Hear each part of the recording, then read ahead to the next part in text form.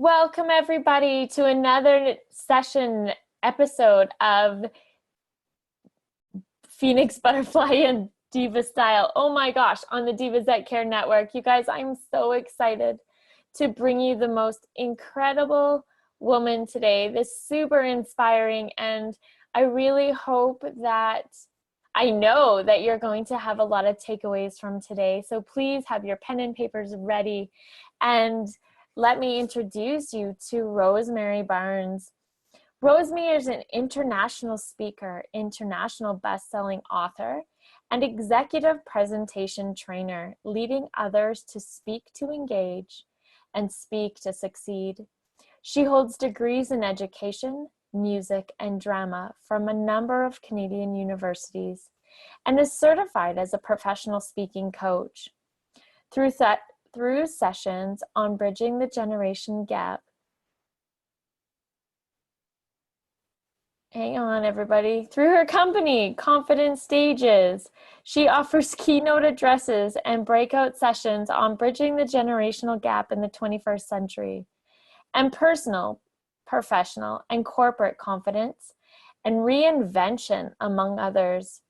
As an executive presentation trainer, Rosemary works with content, presentations, and delivery skills, and uses her voice production expertise to empower all speakers to connect with their audiences with maximum impact and influence. She has presented in theaters, lecture halls, boardrooms, classrooms, conferences, and my favorite, in the shower. You rock, Rosemary. Welcome to our show. Hi, Amanda. Thanks for having me on the show. It's great to be here. That's wonderful. Could you share a little bit more about yourself to our listeners? A little bit about me. Oh dear, how do I compact all these years of experience into a few quick words? How would people relate with you? How will people relate with me? All right. I am... long before Yoda existed, to do not, there is no try, I was taught all my life, do it right, or don't touch it at all. So apparently my parents were Yoda before Yoda existed. I was raised half on the farm and half in a city. I was born in Alberta. Lived there all my life until 5 years ago when my husband and I moved to beautiful Vancouver Island. And it's gorgeous, but I'm in Alberta. I'm a prairie girl. I'm the daughter of Ukrainian farm folk and that great honorable tradition. The benefit that I got was during all week, I could go to school in the city, go to ballet lessons in the city, go to piano lessons in the city. And then on the weekends, as soon as Dad got home from work at 5 o'clock on a Friday night, we would just pile into the family car and barrel off down the highway to the farm, where we would do a whole week worth of work in 2 days. And then Dad would try desperately to get us back home for Sunday night's wonderful world of Disney at 6 p.m. He couldn't always make it, but there you go. My life was never full of sitting around. I was never a sit around girl, except that I did love to read. And my mother, and since I am a do or do not kind of person, and sometimes I leap in without looking to see how deep that water is. But so when I got involved in a good book, nothing and nobody was going to pry me away from that book, much to my mother's absolute chagrin. Rosemary, quit reading about other people's lives and go live your own. So it was go, do, run, all that sort of thing. So I think I'm one of the few remaining people that know how to get a chicken from the coop and onto the dinner table. Right? That's a unique skill. It is a unique skill. Now, being absolutely honest, hardworking people, my family knows how to do two things very well. My parents, my brothers, my sister. They know how to love, and they know how to work.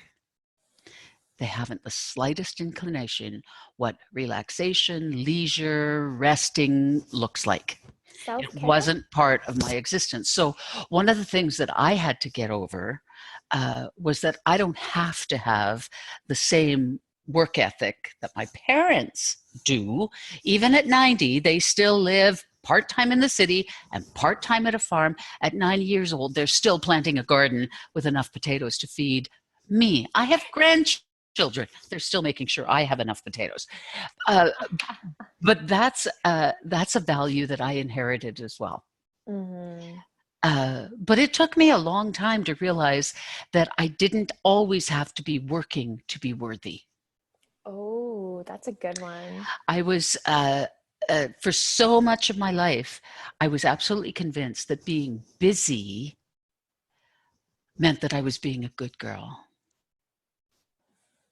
Sitting around doing nothing was bad, which meant the opposite was good. And I was a good girl. I was a good girl. I would never have dreamed of getting myself into trouble, at least not until the teenage years. And even then, I decided, okay, that's enough of this good girl stuff. I'm going to be a rebel. It's my rebel years, and I can do something rebellious. I know I can. And so I was trying my darndest to make sure that I was, not being Miss Goody Two-Shoes all the time. It put me into a real tailspin when a couple of friends of mine once turned to me in the midst of my rebellious period and said, we can always count on you to take care of us. You're such a mother. And I was gobsmacked, because there I was in mid being as naughty as I knew how to be. And they were telling me how good I was. Way to go, Rosemary. Yes. Now, that's not to say I was always a good girl. But the point is that I was raised to be responsible, and I bloody well am. Right. And even in the midst of my biggest irresponsible phase, everybody else still looked at me as the responsible one. So I guess that's just the hat that I wear, and that's it. Right. We've had a lot of hats on this head over the course of life, some of them good and some of them bad. I have had to learn to be resilient. I have had to learn that when everything changes. You cannot hold still on anything. Time itself will change it, if nothing else. When something new happens, if you're in charge of that, it's called reinvention. If you're on the reactive side of that, it's called change. So, and opportunities for new, different, better are all around us. If you instigate them, it's reinvention. If all you can do is bounce around reacting to it, we call it change. So that's why I'm writing my third book, which is called Confident Reinvention. Personal, professional, and corporate transformation. We have to do it all the time. We have to reinvent ourselves all the time due to time and tide and circumstances and woes. And goodness knows there isn't a person alive that hasn't had to bear some sort of unexpected or unacceptable change. So what triggered in your life to allow you for this to be important? For learning to survive reinventions, even when they're thrust upon you. Yes. What challenges have you overcome? Well, the latest, of course, is the most painful. And that was that July of 2 years ago, the phone rang. And it was my daughter telling me that my son was dead. Her brother. The two of them had a really wonderful relationship. They called each other doppelgangers. They completed each other's sentences. They were better together than they were apart. My daughter is an earth mother. Uh, she certainly didn't know it when she was growing up, but now that she's a mom with 2 kids, my daughter is an earth mother. Anything that is broken or hurting or sad finds its way to her door, and she takes it in, and she comforts wherever it needs to be. When my daughter's brother was born, she was 2.5, and she was instantly his mom. He was a very sick little baby, and the only one that could stop him from crying half the time was his sister. I couldn't make him stop. His dad couldn't make him stop. We would stand on our head and wiggle our feet in the air. That didn't work either. But somehow our daughter could connect with him and ease his pain, whatever it was that was eating at him so badly. And they were like that till the day he died. Wow. It was as horrible as you think it is to have to bury a child. It is all that and thousands of times worse. It's 2 years and I still am weepy just at the thought of losing my son. So I'm breathing and I'm composing myself. Part of me died with him. Mm-hmm. But there's a huge part that had to go on living. Grief, no one can ever know what you're feeling. When someone says to you, I know how you're feeling. Right. No, you don't. No, you don't. You may have some inkling. You may have had a very similar experience, but no one can ever know how you're feeling. And it is absolute arrogance to walk up to somebody and say, I know how you're feeling. You can't. Just like you can't know what someone tastes. What tastes delicious to you may taste completely foul to somebody else. Right. Perfumes that you think are the best smell ever created to someone else may be pure poison and create asthma attacks and severe allergic reactions, right? You can't know. You can't know what is happening for someone else. So first and foremost, you have to learn when you're in this state of grieving to forgive other well-meaning people when they say things like, I know how you feel. They are only, it's an awkward situation. You don't really know what to say. You don't know how to comfort. You would love to give comfort. You don't know what to say. So these ridiculous things come out of our mouth. So first and foremost, when you're grieving, not are you in the throes of anger and denial and all of those things, but now you also have to be accepting and forgiving of all the people that want to help you. Yes. There is no right way to grieve. The only thing that I can say is you have to grieve the way you have to grieve. And however long that takes, it takes. However short it takes, it takes. And you have to give yourself full permission to do that. And would you find it takes a lot of self-love to do that, to really honor yourself, to... Well, it really was. It really was, in my case, a huge amount. Okay, the deep and dirty, nasty secret of this whole thing is that my husband and I have had 2 children. Our daughter decided that in her teenage years that becoming a drug addict would be a good thing to do. So she was addicted to crystal meth and doing all the things that world entails. She was actually living on the street for a while. Her story of reinvention is an absolute success story. It's wonderful. It's wonderful to have seen her throw her life absolutely away and then watch her pick up the pieces. Wow. She couldn't find all the pieces, thank goodness, so she created new ones. And she is a success story personified. My crystal meth, angst-filled daughter is now my effervescent bubble of joy, just like she was when she was a child. And her 2 children, can you hear it in my voice? I'm just going, you are You are my bubble of happiness, people. That whole little family. She is thrilled to scrub her toilet because she's got one. Yep. It's amazing your perception shift, hey? Absolutely. So there was my daughter, and I was left feeling like not very much of a mom. My husband and I were looking, what did we do? What could we have done? What should we have done? We were supporting her to the point of enabling her. The hardest thing I've ever had to do in my whole life was drive my daughter to a woman's homeless shelter and force her out of the car.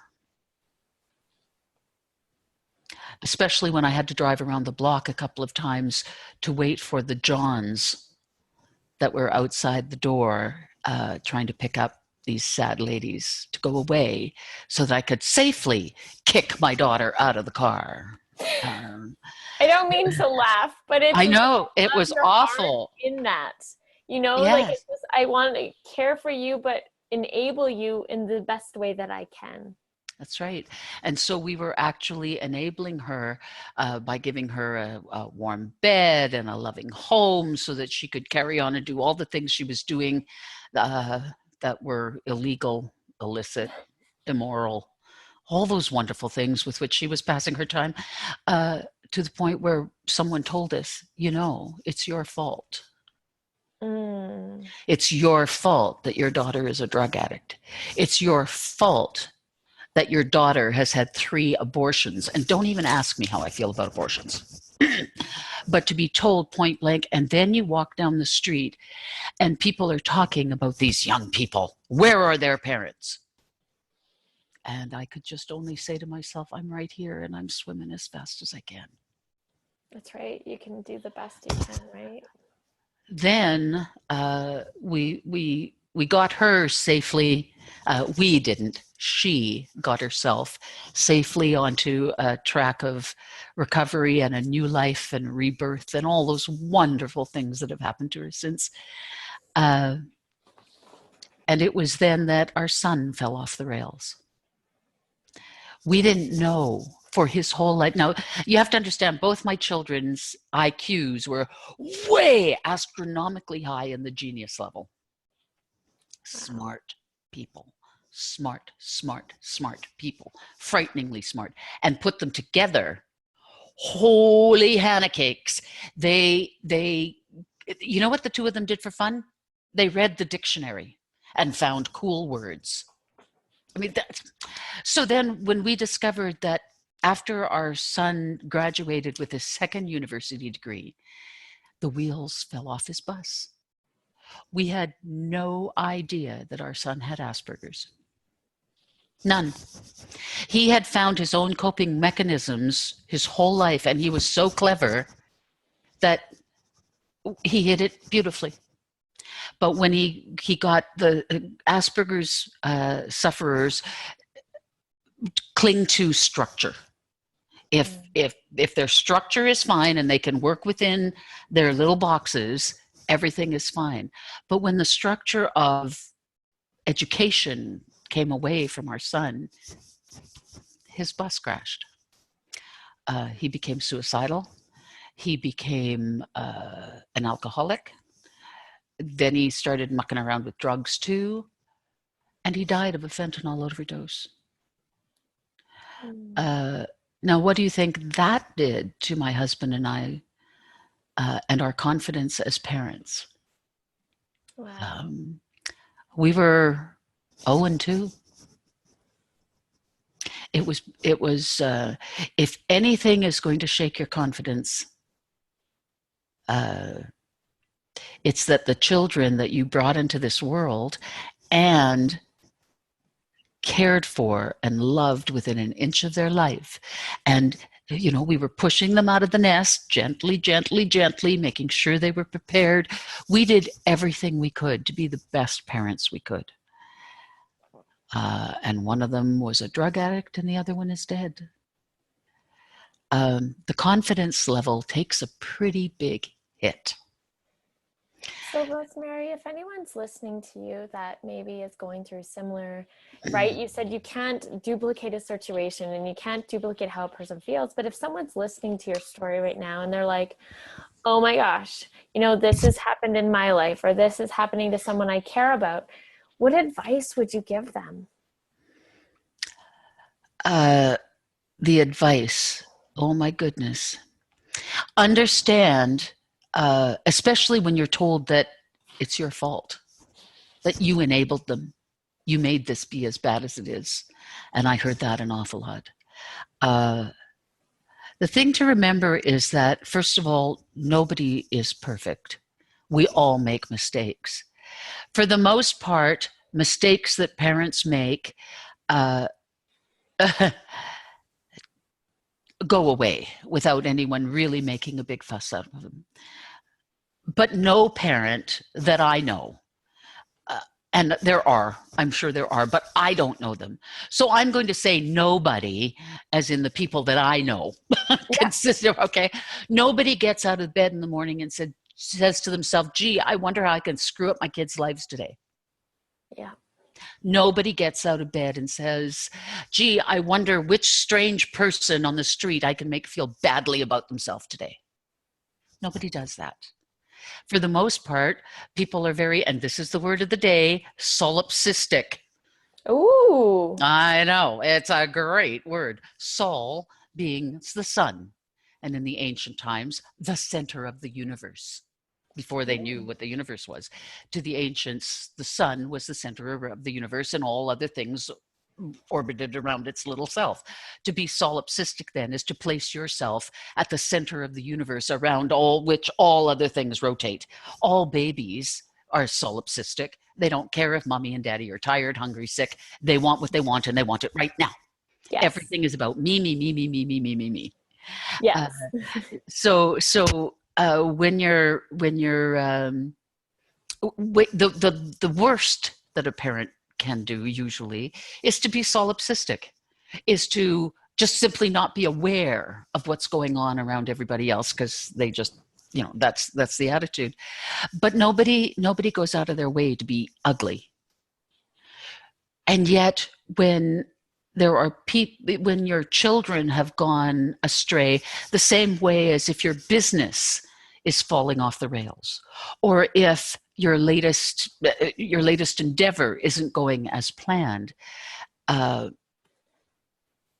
you blame yourself hard enough anyway. Mm-hmm. Know that being human means you make mistakes. Being human means that you are going to be judged incorrectly.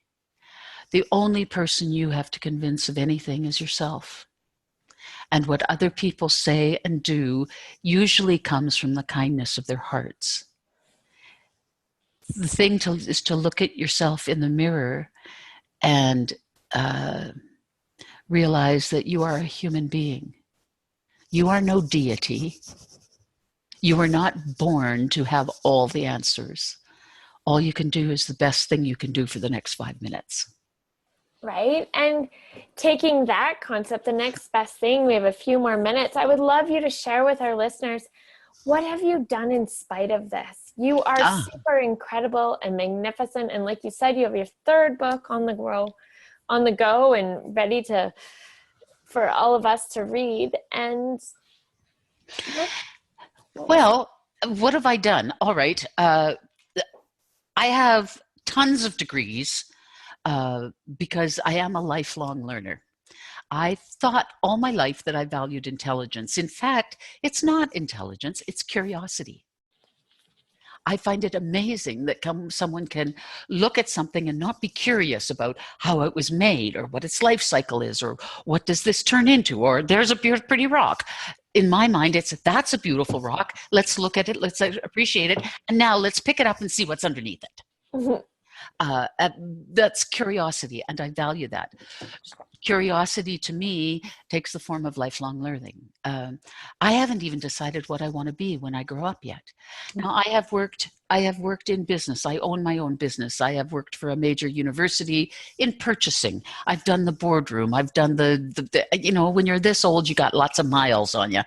And the one thing that I can say is that confidence can be shaken. Confidence can be destroyed, but confidence can always be reinvented. Confidence can always start growing again, and from the most unlikely places. Remember that the sun is going to come up tomorrow. So what have I done? Well, have you ever heard the sacred gifts? No. The sacred gifts, your core power, your core strength, your core, what you were put on this planet to do, etc. Mm-hmm. Well, my major one is I'm a teacher. Now, I was a school teacher for a while. I taught drama, and I taught theater to a professional theater group, and I taught English in high school and music, and I taught all those lovely kids to play the saxophone and the flute and the baritone and all those things. And so I actually was a formal teacher. In fact, my license is still intact. But now I teach other things. I teach confidence. I teach resilience. I teach reinvention. My company is called Confident Stages because my company exists to help you overcome your confidence barriers, no matter what stage you're in or on. And so I teach people to speak in public, to give presentations that get the big yes, because public speaking is the greatest fear, second only to death. Mm-hmm. Jerry Seinfeld says that if you're forced to go to a funeral, 95% of the people would rather be in the casket than having to give the eulogy. My thought is, if you can learn to conquer that great fear of speaking in public, what can you not take on? Right. So what I do is I help people find the way to, I help them with content and structure of their presentations. I teach them with presentation skills. I teach them delivery skills. I teach them room control, how to handle the audience participation things. And my special little piece of the pie is I'm a trained classical singer. I told you I had a degree in music as well. And so the use of the voice for speakers is something that most people never get. And yet you can invite with your whispers, and you don't have to yell to make sure that it's intense. How you use your voice, how you care for speakers, this is their moneymaker. How do you care for that? So that's what I do now. That's awesome. And I do it with utter confidence. You've come so far. You are truly an inspiration, and this time together has just absolutely flown by. I've been so enthralled with your journey and what you've gone through, and just listening to you share your story and really feel your emotions. And I really hope that all the listeners that are listening and really something's triggered inside them, I know it is, and to really allow them to take that next step in their life. And you really have shone a light for me too, that if you can do it, why can't anybody? And to really picking up the pieces of your life and moving on is so important and so empowering. And I'd like to offer, if because I'm about halfway through writing my third book on confident reinvention, and I'm including people's stories of reinvention in it. So if any of your listeners would like to get a hold of me and share their story of reinvention, I'd love to take it down and see if it can fit in my book. And they can reach out to me through Confident Stages. My website is www.confidentstages.com, and I'd love for them to get a hold of me. That would be great. Oh, that would be beautiful. How long do they have before because this is going to be on the network, so it can be shared over and over through time. Okay, so today's date is the end of May of 2018. My manuscript is going to be finished by the middle of July of 2018. So between the next 6 weeks, if anybody would like to get a hold of me, please do. And if you don't get your story into a book and you still want to get a hold of Rosemary because you feel that she's impacted you in some way, I'm sure she would love for you to reach out to her as well for her Absolutely. services. Super Absolutely. awesome. Rosemary, is there anything else you'd like to, one more tidbit of advice or I anything want, that's coming to you? yes, I would like to remind everybody that nothing is permanent. The only thing you can count on throughout your entire life is that everything will change. You can't control it. You can fight it and bring up all that negative energy, or you can look at every new change along your path as an opportunity for an adventure, a new one you hadn't seen coming yet. Keep the enthusiasm high for whatever is to come tomorrow. It'll surprise you. Oh, that's beautiful. Thank you so much, Rosemary. My Well, you pleasure. guys, it's Rosemary Barnes, and she's truly inspirational and magnificent. And if you were inspired or thought of anybody while you listened to her show today, you know, you can share it on www.divasthatcare/Amanda, and you will find her interview there that you're more than welcome to share and empower other people to really make those changes in their lives and maybe to get through. They're going through a dark place in their life and they just need some inspiration and some light. And I really do, truly do feel that she is that light. So thank you so much, Rosemary. And find us on the Divas That Care Network. And thank you so much for listening. And I look forward to talking to you again soon. Bye, everybody.